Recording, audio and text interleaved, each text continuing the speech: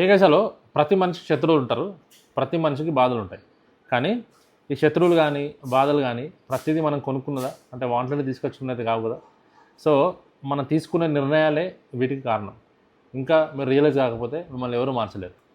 నేను చెప్పేది ఒకటే, మీరు ఈ స్టేజ్లో ఉన్నారు అని అంటే, మీకు ఇన్ని ఆర్థిక ఇబ్బందులు ఉన్నాయి అని అంటే, మీరు రిస్క్ తీసుకోక ఈ సంవత్సరాలన్నీ కూడా ఇలాగే కంఫర్ట్ జోన్లో ఉండిపోవడమే దీనికి కారణం.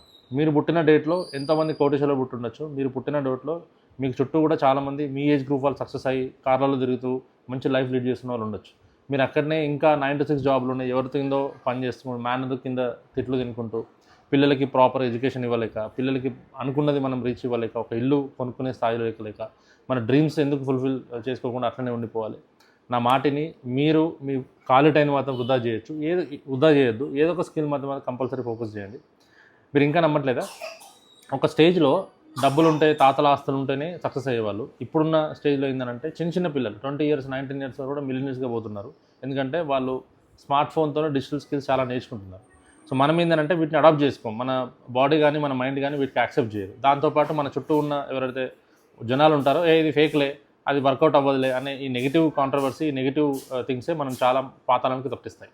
మీరు ఎదగాలనే ఇంటెన్షన్ గట్టిగా ఉండి, మీ దగ్గర స్మార్ట్ ఫోన్ ఉండి, ఇన్స్టాగ్రామ్, ఫేస్బుక్, వాట్సాప్ ఉండి, గట్టిగా కష్టపడాలనే మైండ్ సెట్తో ఉంటే ఇమీడియట్గా నేను కాంటాక్ట్ అవ్వండి. మీరు చాలామంది వాట్సాప్ స్టోరీస్లో సక్సెస్ స్టోరీస్ చూసే ఉంటారు. ఇలా చూస్తూ ఉంటే చూడడానికి చాలా ఆనందంగా అనిపిస్తుంది. అబ్బా వాళ్ళలా ఉంటే బాగుండు అనిపిస్తుంది. అన్లెస్ అండ్ అంటిల్ మీరు స్టార్ట్ చేయకపోతే మీరు లైఫ్లో ఇప్పుడు కాదు కదా, ఇంకొక 10 years అయినా ఇలా చూస్తూ ఉండిపోతారు తప్ప ముందుకెళ్ళలేరు. మీరు నమ్ముతారా?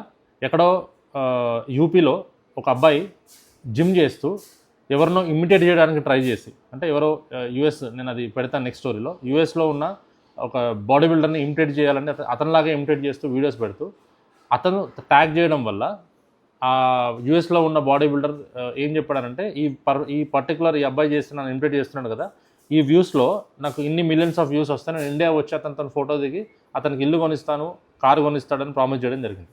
అంటే కంటెంట్ క్రియేషన్కి అఫిలియేట్ మార్కెటింగ్ అంత వాల్యూ ఉంటుంది. కానీ మనం ఇవన్నీ అడాప్ట్ చేసుకోం. మనం అదే 9 to 6 జాబు, అదే 6 గంటలకు ఇంటికి రావాలి, తినాలి, పడుకోవాలి తప్ప, ఈఎంఐస్ కట్టుకుంటూ అక్కడే ఉండిపోవాలి తప్ప ముందు పడేది అయితే లేదు. సో ఇది హార్ష్గా ఉన్న రియాలిటీ. మీరు మారండి, నన్ను కాంటాక్ట్ అవ్వండి. మీరు వాడే స్మార్ట్ ఫోన్తో మీరు ఎట్లా ముందుకు వెళ్ళాలో గైడ్ చేస్తాను. Thank you so much.